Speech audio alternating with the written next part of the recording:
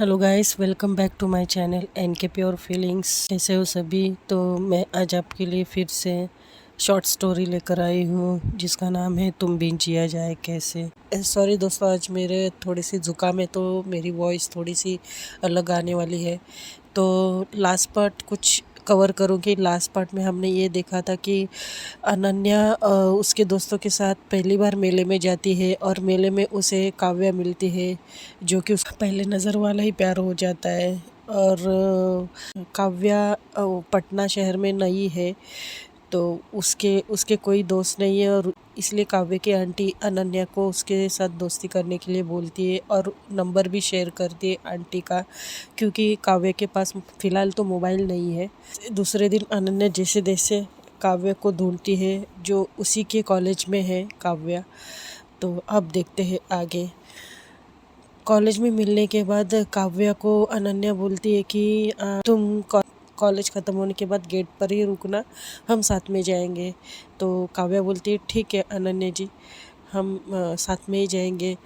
अनन्या बोलती मुझे अनन्या जी मत बोलना यार। तो काव्या बोलती नहीं, मुझे एक्चुअली आदत नहीं है किसी को सीधा उनके नाम से बुलाना, और आप तो मुझसे 1 साल बड़ी है। तो अनन्या बोलती हाँ तो 1 साल ही बड़ी हूँ, थोड़ी ना 10 साल बड़ी हूँ, तुम मुझे सीधा अनन्या कह सकती हो। तो काव्य बोलती नहीं, मैं कंफर्ट नहीं हूँ आपको अनन्या कहने के लिए, प्लीज़। तो अनन्या बोलती ओके बाबा ठीक है। तो ये लोग जैसे तैसे इनका लेक्चर्स अटेंड करते हैं। फिर फाइनली कॉलेज ख़त्म होने के बाद अनन्या उसके लिए गेट पर वेट करती है और काव्या थोड़ी देर में काव्या भी आ जाती है। तो ये लोग साथ में फिर जाते हैं। तो होता ये है कि काव्या का जो रूट था वही अनन्या का भी था, मतलब थोड़ा सा डिस्टेंस में था। तो यानी कि काव्य का घर थोड़ा सा दूर था और अनन्या का थोड़ा पास में था। तो अनन्या उसे स्कूटी पर बिठाकर उसे लेकर जाती है। रास्ते में बहुत ही ज़्यादा ये लोग बातचीत करते हैं। फिर अनन्या का तो घर पहले ही आता है और काव्या का थोड़ी दूरी पे रहता है। तो काव्या बोलती है कि ठीक है आप मुझे यही उतार दो, मैं आगे से रिक्शा में चली जाऊंगी। तो अनन्या बोलती नहीं नहीं इट्स ओके, मुझे मेरे पास टाइम है तुम्हें ड्रॉप करने के लिए, तुम टेंशन ना लो। तुम अकेले कैसे जाओगी, रिक्शा ढूंढोगी फिर जाओगी, ठीक है ना, इट्स ओके, मैं तुम्हें ड्रॉप कर दूंगी।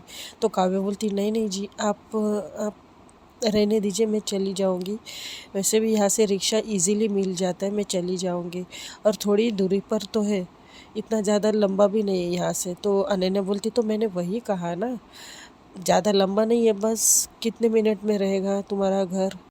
तो काव्या बोलती है यहाँ से रिक्शा से मुझे 5-7 मिनट तो लगते ही है। तो अनन्या बोलती है कि अच्छा ठीक है, तो 5-7 ही मिनट, तो स्कूटी से तो और भी कम मिनट लगेंगे, क्योंकि स्कूटी में एरोप्लेन के जैसा जो भगाती हूँ। तो काव्या हंसने लगती है। तो काव्या बोलती अच्छा अब तो मानेगी नहीं ना फिर। तो अनन्या बोलती अगर तुम सुनोगी तो मैं मान जाऊँगी। तो काव्या बोलती अच्छा ठीक है चलिए। तो अनन्या उसको उसके घर तक ड्रॉप करती है। अनन्या बोलती अच्छा मैं चलती हूँ। तो काव्या बोलती अरे ऐसे कैसे, आप मेरे घर पर आई हो तो प्लीज़ अंदर तो आइए। अनन्या बोलती कि नहीं नहीं नहीं इट्स ओके, मैं फिर कभी आऊँगी, वैसे भी आज तो लेट हुआ ही ये देखो ना। तो काव्या बोलती नहीं, घर पर फ़ोन कर दीजिएगा ना, मेरी न्यू फ्रेंड बनी, मैं उसी के घर पर हूँ। तो अनन्या बोलती तो तुम नहीं मानोगी। तो काव्या बोलती तो आप भी फ्रेंड हो तो आपकी जैसे ही रहूँगी ना। तो अनन्या बोलती अच्छा ठीक है। तो वो घर पे फ़ोन कर देती और अनन्या जाती काव्या के घर।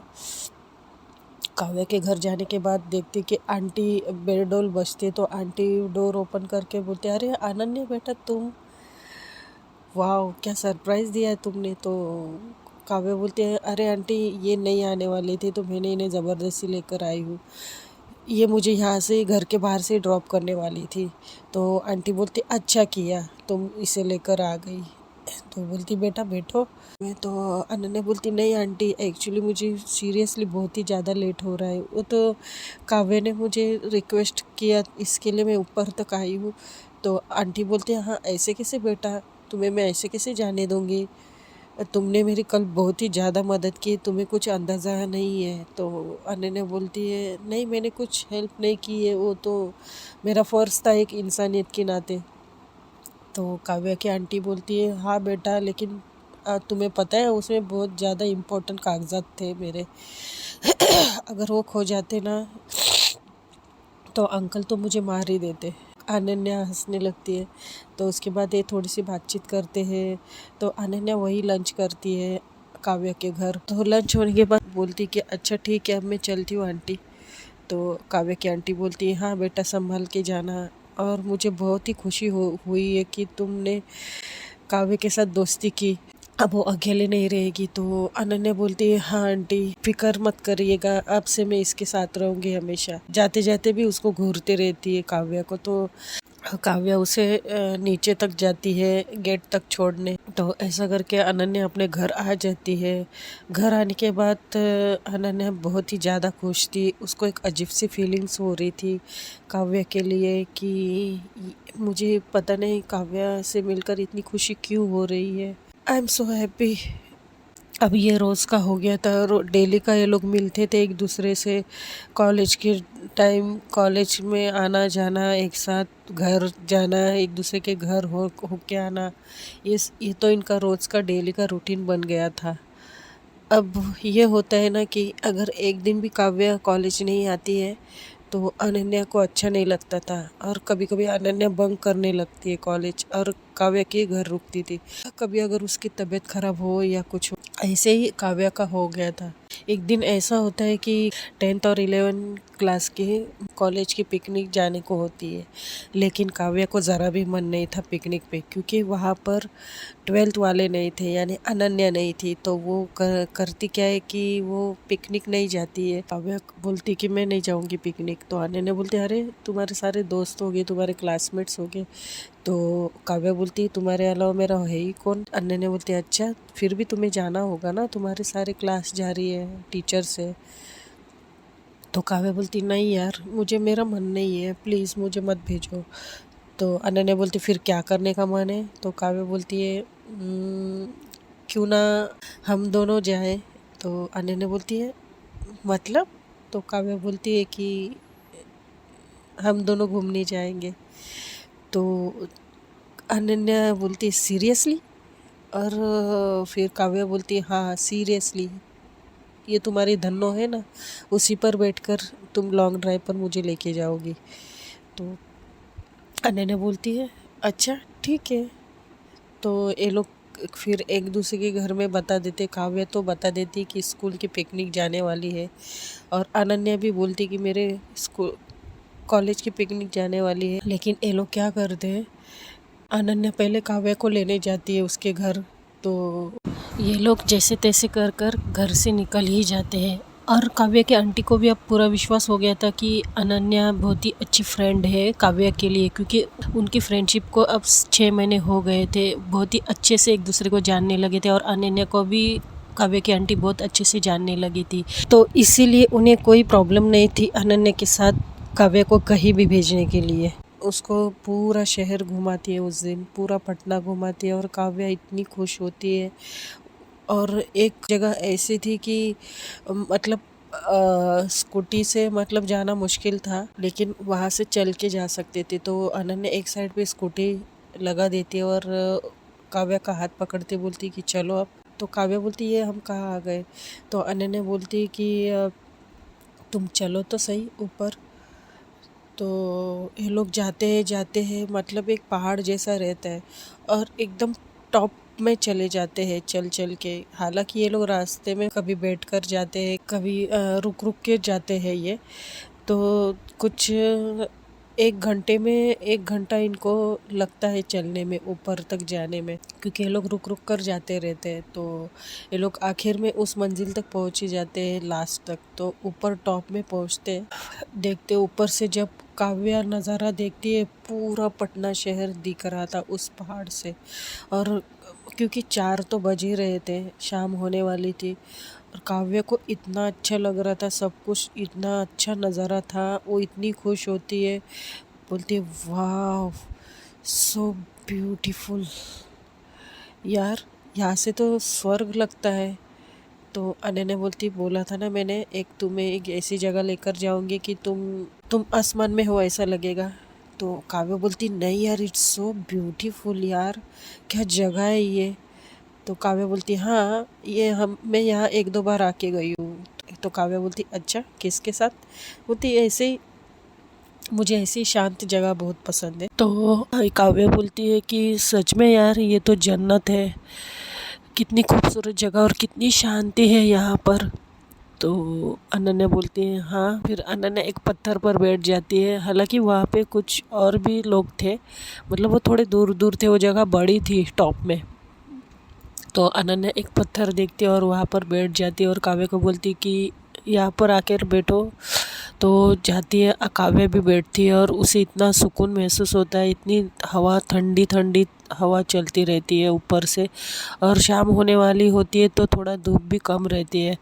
और वो इतना अच्छा महसूस करती कि वो अनन्या के कंधे पर सर रख देती है और बात करने लगती कि अनन्या, सच में तुमने आज मुझे जन्नत दिखा दी।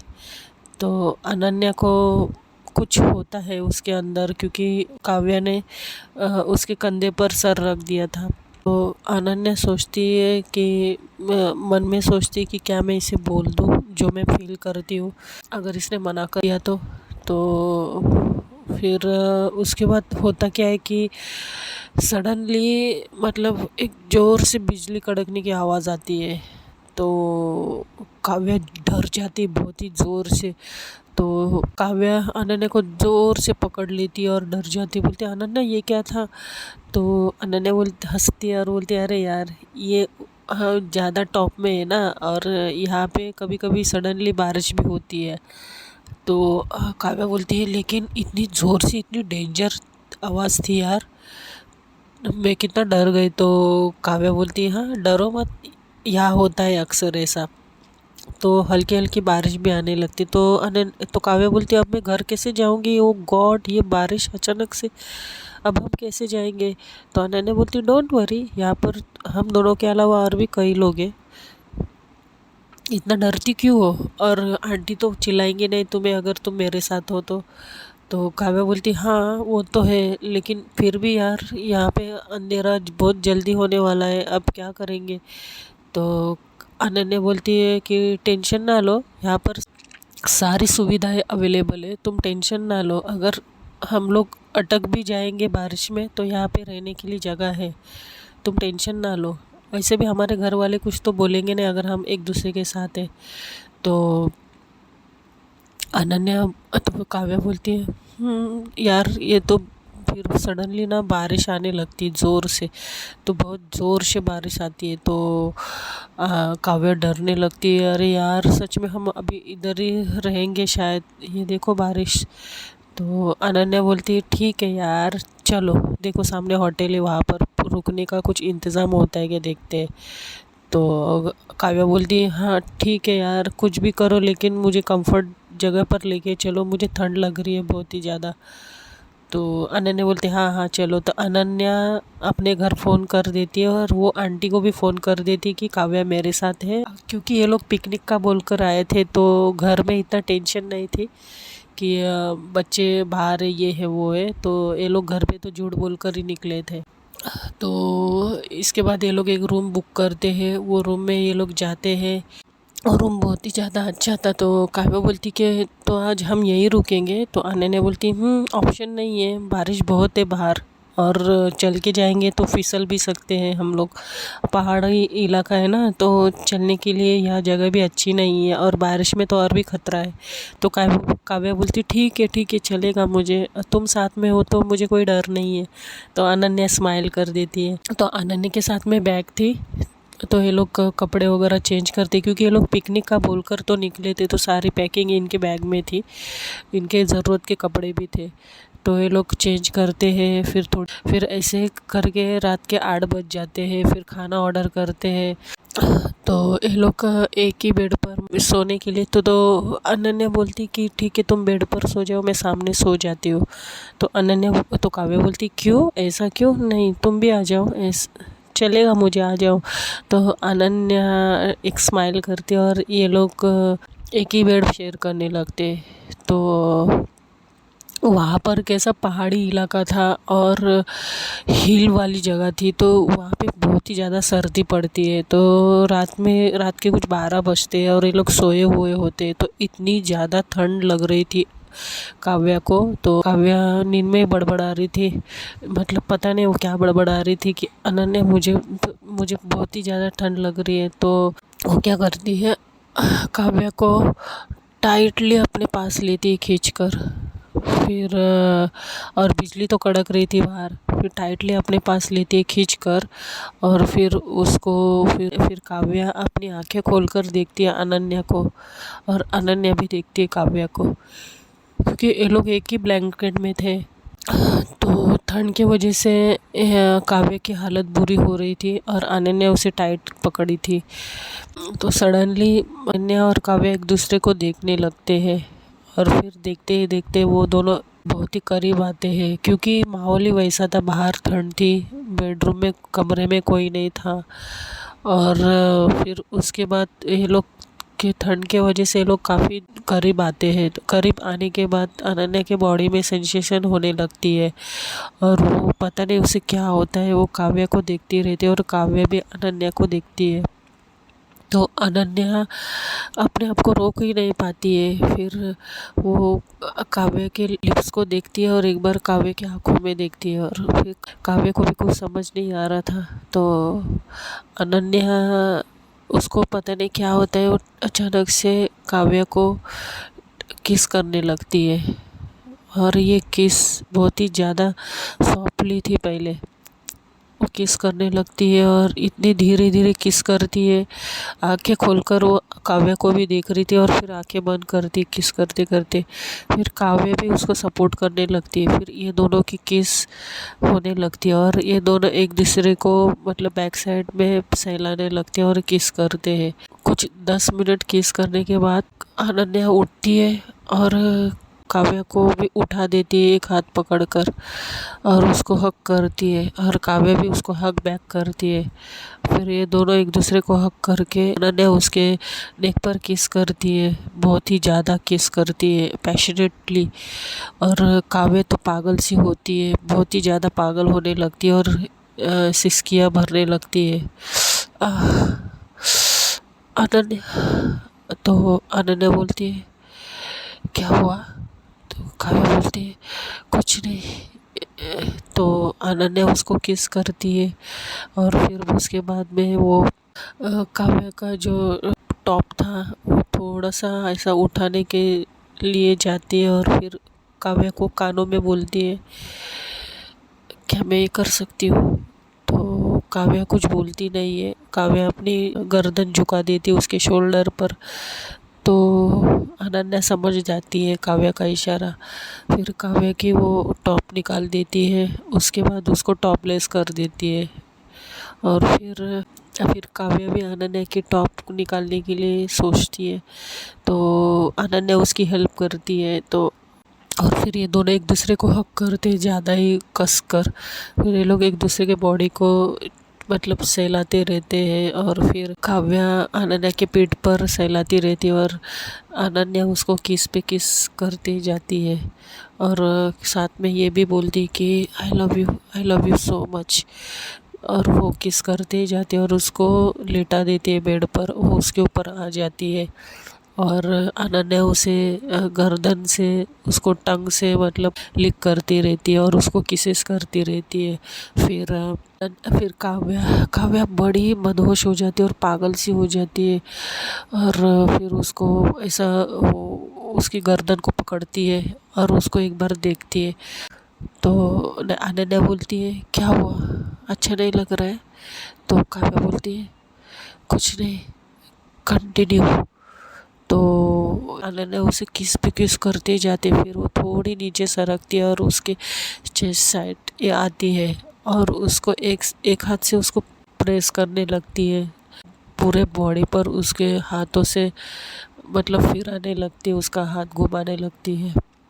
काव्या बहुत ही ज़्यादा पागल होती है इस चीज़ से, क्योंकि उसके साथ ये सब कुछ पहली बार हो रहा था और अनन्या के साथ भी ये सब कुछ पहली बार हो रहा था। तो उसके बाद फिर ये लोग धीरे धीरे इनके कपड़े निकल जाते हैं और ये लोग क्लोथलेस हो जाते हैं और ये लोग एक दूसरे को बहुत ही ज़्यादा प्यार करने लगते हैं। और उस रात इनके बीच में सारी हदें पार होती है जो इन दोनों ने कभी 6 महीने में ना सपने में भी नहीं सोचा था। मतलब हदें पार कर कर एक दूसरे पर प्यार लुटा कर फाइनली ये लोग सो जाते हैं। तो दूसरे दिन अनन्या की आँख पहली खुलती है तो वो देखती है कि खुद को इस हालत में, फिर वो देखती साइड में काव्या भी है तो से इतनी डर जाती है और वो उठकर बैठ जाती है और एक चादर लेकर अपने ऊपर ओढ़ती है और एक चादर काव्या को दे देती है और वो वॉशरूम में जाती है और ज़्यादा रोने लगती, बहुत ही ज़्यादा रोने लगती है। फिर वो सोचती कि अब काव्या मुझसे दूर चली जाएगी, ये मैंने क्या कर दिया, ये मुझसे क्या हो गया, अब काव्या मुझसे कभी बात नहीं करेगी, वो क्या सोचेगी मेरे बारे में। लेकिन जब वो आंखें बंद करती तो वो सोचने लगती कि काव्या भी उसको रिस्पॉन्स कर रही थी। तो वो सोचती कि तो क्या काव्या भी मुझसे, पता नहीं ये लड़की अब मुझसे बात करेगी या नहीं करेगी, और रोने लगती ज़ोर ज़ोर से। करीब आधे घंटे बाद बाहर आती है तब देखती है कि काव्या भी उठी है और अपने कपड़े पहनकर बेड पर बैठी है। तो अनन्या आती है और बोलती है काव्या। तो काव्या देखती नहीं है उसके पास, वो एक टक सामने की तरफ देखती रहती है मायूस होके। तो अनन्या बोलती काव्या प्लीज़ रात को जो भी हुआ उसके लिए आई एम सॉरी। काव्या कुछ बोलती नहीं है। फिर अनन्या को लगता है कि काव्या को गुस्सा आ रहा है और काव्या ये सब नहीं चाहती थी, तो अनन्या उसे बहुत ही ज़्यादा सॉरी बोलती है और रोने लगती है कि मैं तुम्हारे दोस्ती के लायक नहीं हूँ शायद काव्या, मैं आज के बाद तुमसे कभी नहीं मिलूँगी क्योंकि तुम्हें ये सब अच्छा नहीं लगा और तुम ये अनएक्सपेक्टेड था तुम्हारे लिए। लेकिन मैं तुम्हें एक बात बता दूं कि मैं तुमसे पहली नज़र में ही प्यार करने लगी थी। हाँ मैं जानती हूँ कि ये दो लड़कियों के बीच में ये सब नहीं होता होगा जैसे तुम्हारा ख्याल है, लेकिन मैं ये बोल रही हूँ कि पता नहीं मैं तुमसे बहुत प्यार करने लगी थी पहली नज़र से, और इसलिए तुम्हें ढूंढते ढूंढते कॉलेज तक आ गई थी और फिर तुम्हारे साथ दोस्ती की। तो अनन्या बोलती ही जा रही थी लेकिन काव्या का कोई रिस्पॉन्स नहीं था। तो अनन्या वहाँ हार मान जाती है और फिर वो बोलती कि ठीक है तुम तैयार हो जाओ, हम घर जाते हैं। उसके बाद फिर अनन्या जैसे ही कपड़े चेंज कर कर बैग पैक करने लगती है और वो बोलती कि मैं आज के बाद तुम्हें मेरा चेहरा नहीं दिखाऊंगी काव्या, डोंट वरी, तुम मुझसे बात करो एटलीस्ट, मैं तुमसे बात किए बिना नहीं रह सकती हूँ। फिर भी काव्या कुछ बोल नहीं रही थी। फिर वो मायूस होके पीछे पलटने लगती तो देखती कि पीछे से किसी ने हक किया है और वो हक किसी और ने नहीं, वो काव्या ने किया था। और फिर अनन्या पे पीछे पलटती तो उसको बहुत ज़्यादा खुशी होती है और वो उसकी खुशी के आंसू, और वो स्माइल तो कर रही थी, आंखों में आंसू भी थे। तो काव्या बोलती है आई लव यू टू अनु, मैं भी तुमसे बहुत प्यार करती हूँ और मैं भी तुम्हें बताने के लिए ये सब डर रही थी, मुझे लगा तुम क्या सोचोगी मेरे बारे में। तो अनन्या बोलती सच, तुम भी मुझसे प्यार करती हो। तो काव्या बोलती हाँ बहुत ज़्यादा प्यार करती हूँ, जिस तरह से तुमने मुझे प्यार दिया है ना वो कोई नहीं दे सकता, मेरे मम्मा पापा के बाद तुमने मुझे बहुत ज़्यादा प्यार दिया है। तो अनन्या बहुत ज़्यादा खुश होती है और ये दोनों हक करते एक दूसरे को, थोड़ी देर ऐसे हक करते खड़े रहते हैं और फिर ये दोनों बहुत ही ज़्यादा एक दूसरे के लिए खुश होते हैं। फिर काव्या बोलती अब घर चले, तो अनन्या बोलती हाँ हाँ चलो। तो ये लोग बहुत ही ज़्यादा खुश होते। तो देखते हैं दोस्तों अगले एपिसोड में क्या होता है। ये स्टोरी ज़्यादा ही इंटरेस्टिंग होती जा रही है। तो ये शॉर्ट स्टोरी है वैसे भी, लेकिन मैं ये शायद से 1-2 एपिसोड में कवर नहीं होने वाली है, तो एपिसोड सुनते रहिए। तब तक के लिए बाय।